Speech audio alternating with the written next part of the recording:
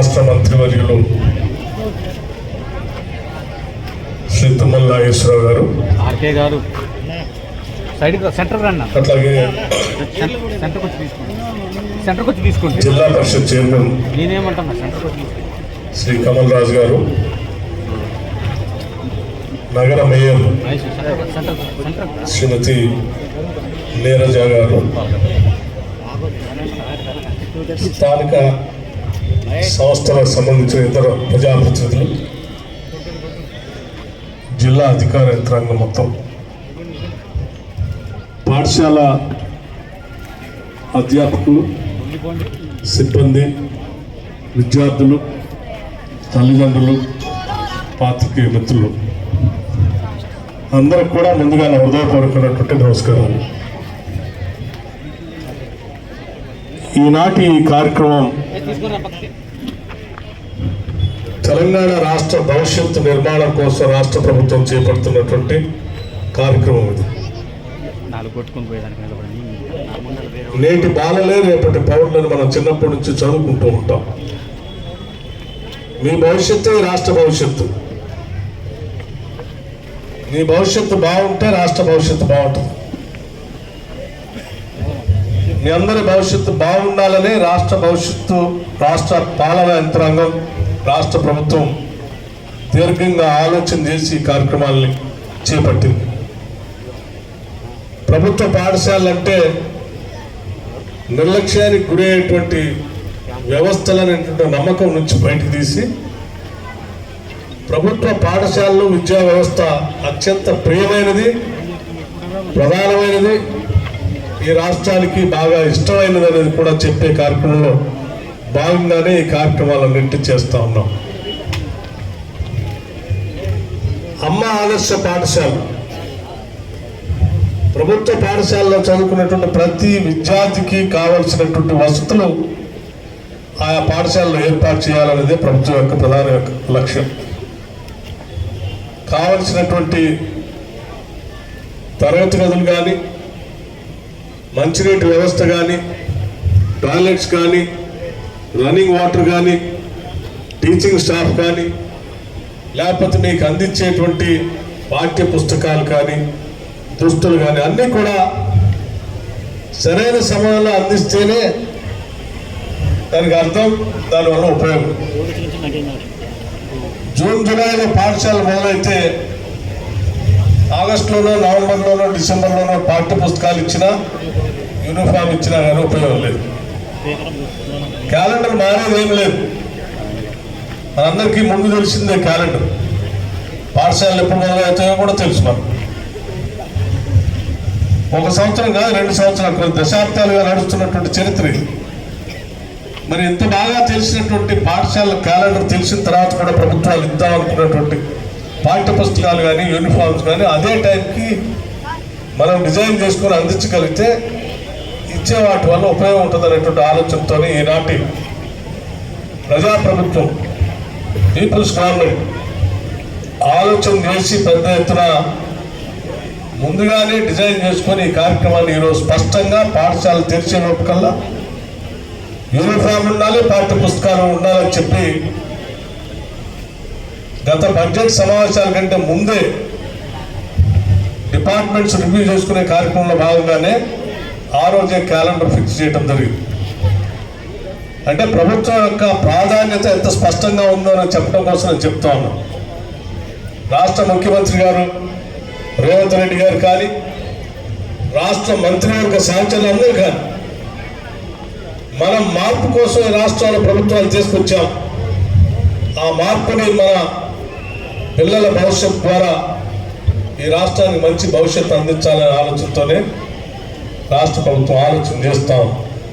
ఈ సందర్భంగా ప్రభుత్వ పాఠశాలలో బట్టలు లేకుండా ఇబ్బందికరంగా ఉన్నటువంటి పిల్లలందరికీ చాలా దూరదృష్టితో ఆలోచన చేసి ఆనాటి యూపీఏ చైర్పర్సన్ సోనియా గాంధీ గారి నాయకత్వంలో తీసుకొచ్చినటువంటి రైట్ టు ఎడ్యుకేషన్ ద్వారా ఆనాడు ప్రధానమంత్రిగా మన్మోహన్ సింగ్ గారు ఈ చట్టాన్ని తీసుకొచ్చి దేశవ్యాప్తంగా ఉన్నటువంటి ప్రభుత్వ పాఠశాలలో చదువుతున్నటువంటి పిల్లలందరికీ యూనిఫామ్ ఉండాలి అనే ఆలోచనతో తీసుకొచ్చిన చట్టాన్ని సంపూర్ణంగా అమలు చేయాలనేటువంటి లక్ష్యంతో ఈనాటి కాంగ్రెస్ ప్రభుత్వం అడుగులు ముందుకేస్తా ఉంది.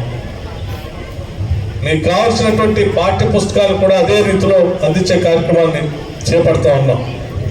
భవిష్యత్తులో కూడా ఇంకా చాలా విద్యా వ్యాప్తికి సంబంధించి చాలా ఆలోచన చేస్తూ ఉంది రాష్ట్ర ప్రభుత్వం. ఇంటిగ్రేటెడ్ రెసిడెన్షియల్ స్కూల్స్ కానీ లేకపోతే ఇంగ్లీష్ మీడియంని బాగా విరివిగా ప్రోత్సహిస్తూ తెలుగు మీడియం నుంచి over a period of time total transformation జరిగేటట్టుగా ప్రభుత్వ పాఠశాల ఇంగ్లీష్ మీడియంలోకి మార్పు తీసుకొచ్చేటట్టుగా కూడా రాష్ట్ర ప్రభుత్వం సీరియస్గా ఆలోచన చేస్తాం. చదువుకునేటువంటి విద్యార్థులందరికీ ఒకటే మాట చెప్తా ఉన్నాం. నేను ఈ చెప్పే విషయాలు మీకు ఈ స్కూల్లో ఉన్నటువంటి అధ్యాపకులు కాదు, రాష్ట్రానికి మొత్తానికి కూడా ఈ సమాచారం చాలా ఉన్నటువంటి ఆలోచనతోనే చెప్తా ఉన్నాం. విద్య అత్యంత ప్రాధాన్యత ఈ రాష్ట్ర ప్రభుత్వానికి. ఇందులో ఎవరు ఉపేక్షించినా, ఎవరు నిర్లక్ష్యం వహించినా రాష్ట్ర ప్రభుత్వం చాలా కఠినంగా కూడా వ్యవహరిస్తుందని చెప్పడానికి కూడా ఎటువంటి సందేహం లేదు.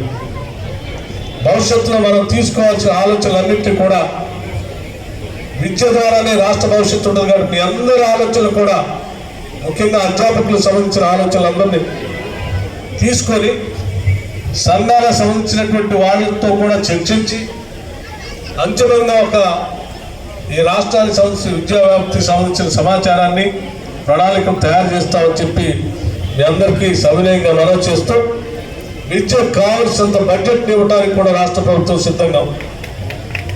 గత ప్రభుత్వాల కంటే దశాబ్ద కాలం మోడీ కొట్లాడి తెచ్చుకున్న తెలంగాణ రాష్ట్రంలో విద్యకి అరకొరగా నిధులు ఉన్నటువంటి పరిస్థితి నుంచి ఈరోజు పెద్ద ఎత్తున విద్యకి నిధులు ఇస్తూ ఎటువంటి ఇబ్బంది లేకుండా చేయాలనే ఆలోచనతోనే మేము ముందుకు పోతా ఉన్నాం. ఈ అమ్మ ఆదర్శ పాఠశాలన్నింటి బాధ్యత కూడా అమ్మలపైనే పెట్టాం. ఎందుకంటే ప్రతి బిడ్డ యొక్క భవిష్యత్తుని పెద్ద ఎత్తున మీరు పాలకులతో కంటే ఎక్కువగా మీరు కలలు కంటూ ఉంటారు. కాబట్టి మీ కళలు నిజం చేయడం కోసం మీరు ప్రణాళికలు రచించండి. మీరు ఇచ్చిన అమలు చేయడం కోసం మేము బడ్జెట్ ఇస్తాం. దాన్ని మీరు అమలు చేసే ప్రక్రియని వేగవంతంగా తీసుకుని వెళ్ళండి. దానికోసం ఈరోజు రాష్ట్ర వ్యాప్తంగా ఉన్నటువంటి ఈ కార్యక్రమాలు చేపట్టడం జరిగింది. ఇదే రోజు రాష్ట్ర వ్యాప్తంగా అన్ని పాఠశాలలో, అన్ని శాసనసభ నియోజకవర్గాల్లో ఈ కార్యక్రమాలు మొదలుపెట్టాం. ఈ కార్యక్రమం విజయవంతం కావాలని, రాష్ట్రంలో చదువుకున్నటువంటి ప్రతి బిడ్డ భవిష్యత్తు బంగారు భవిష్యత్తుగా మారాలని చెప్పి రాష్ట్ర ప్రభుత్వం అందరి తరఫున ఆకాంక్షిస్తూ, మీ అందరి భవిష్యత్తు ఉజ్వలంగా ఉండాలని ఆకాంక్షిస్తూ, జిల్లా యంత్రాంగానికి, ముఖ్యంగా ఎడ్యుకేషన్ డిపార్ట్మెంట్కి ఎంఈఓలు ఎక్కడెక్కడైతే లేరు, ఆ ఎంఈఓలు లేని దగ్గర వారికి సంబంధించిన బాధ్యతలను అవసరమైతే ఇంకోటి డెసిగ్నేట్ చేసి ప్రతి స్కూల్ని మానిటర్ చేస్తూ, అప్డేట్ చేస్తూ, ఆన్లైన్లో అప్డేట్ చేస్తూ డెవలప్మెంట్ని రెగ్యులర్గా మానిటర్ చేస్తే మనం అనుకున్న లక్ష్యాలను నెరవేర్చడానికి అవకాశం ఉంది. రోజులు మారుతూ ఉన్నాయి. ఒకప్పుడు ఇసుకలో వాళ్ళు దిద్దుకునేవాళ్ళు, మనకి అక్షరాభ్యాసం కూడా ఇసుకలో నేర్పించేవాళ్ళు. ఆ తర్వాత పలకల్లోకి వచ్చేసింది, ఆ తర్వాత బ్లాక్ బోర్డుకి వచ్చింది, ఈరోజు గ్రీన్ బోర్డుకి వచ్చింది, అది దాటి డిజిటల్ బోర్డు వరకు కూడా వచ్చేసింది. ప్రపంచం చాలా స్పీడ్గా వెళ్తాం. ఆ స్పీడ్ని మనం కూడా అందుకోవడం కోసం ఈ రాష్ట్ర ప్రభుత్వం ప్రణాళికలు రచిస్తుంది. దానికి కావాల్సిన బడ్జెట్ కూడా ఇస్తుందని చెప్తూ, దాన్ని అందుకోవడం కోసం అధ్యాపక బృందం కూడా సిద్ధంగా ఉండాలని, ఇంగ్లీష్ మీడియం పాఠశాలలో పాఠాలు చెప్పేటువంటి అధ్యాపకులు సంపూర్ణంగా నైపుణ్యాన్ని అందిపుచ్చుకోవాల్సిందిగా, అవసరమైతే కోచింగ్ సెంటర్స్కి వెళ్ళవలసిందిగా కూడా విజ్ఞప్తి చేస్తాము. అట్లాగే ఈ కార్యక్రమాన్ని, పుస్తకాలు పంపిణీ చేసే కార్యక్రమాన్ని దిగ్విజయంగా చేస్తూ, బట్టల పంపిణీ కార్యక్రమాన్ని కూడా మహిళా సంఘాలకే ఇస్తాను. మహిళా శక్తులకి, మహాలక్ష్మిలాగా వాళ్ళు ఎదుగుతూ వాళ్ళ బిడ్డలు కూడా ముందుకు తీసుకెళ్ళాలని చెప్పి మహిళా సంఘాలందరూ విజ్ఞప్తి చేస్తూ నేను ముగిస్తా ఉన్నాను. నమస్కారం. ధన్యవాదాలు.